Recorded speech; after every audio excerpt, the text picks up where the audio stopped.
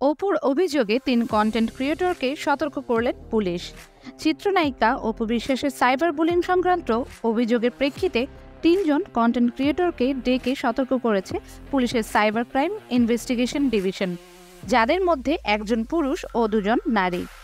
সিটিটিসির Facebook পেজে বলা হয়েছে, সামাজিক যোগাযোগের মাধ্যমগুলোতে এখন নানা ধরনের বিড়ম্বনার শিকার হচ্ছেন নেটিজেনরা।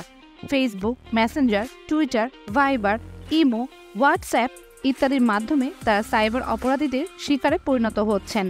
সাম্প্রতিক সময়ে সিটিটিসি প্রাপ্ত অভিযোগগুলো বিশ্লেষণ করে দেখা যাচ্ছে যে কিছু ব্যক্তি সামাজিক যোগাযোগ মাধ্যমে রোস্টিংয়ের নামে সাংস্কৃতিক কর্মীদের টার্গেট করে অনবরত বুলিং করছেন এবং কুৎসারটনা করে চলেছেন।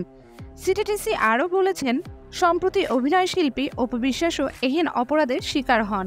তার জিডি ও অভিযোগের ভিত্তিতে একজন পুরুষ ও ২ জন নারী কন্টেন্ট ক্রিয়েটরকে অপপ্রচার বিষয়ে নিউট্রালাইজ করা হয়েছে এবং অনলাইনে ঘৃণা ছড়ানো বন্ধ করতে বলা হয়েছে ও এহেন প্রচেষ্টা অব্যাহত থাকবে।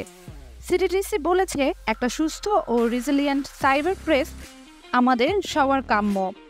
আমরা বিশ্বাস করি সবাই আইন মানবে ও সাইবার এথিক্সগুলো মেনে চলে নিরাপদ সাইবার ভুবন গড়তে সহায়তা করবে। সাইবার স্পেসে যে কাউকে হেয় করা অপরাধ ও তাদের আইনের আওতায় আনা হবে। সংস্কৃতি কর্মী বা সাধারণ ভিকটিম সবার জন্য আমাদের সাইবার সেবা উন্মুক্ত থাকবে।